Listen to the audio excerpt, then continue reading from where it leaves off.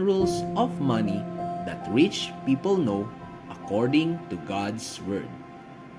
Rule number 2. Work diligently and honestly. Proverbs 22 verse 29 says, "Do you see someone skilled in their work? They will serve before kings."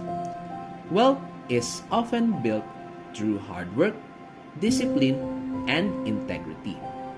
Many rich people apply this principle, but God calls us to do it with honesty. Ellen White warns, "Success in any line demands a definite aim.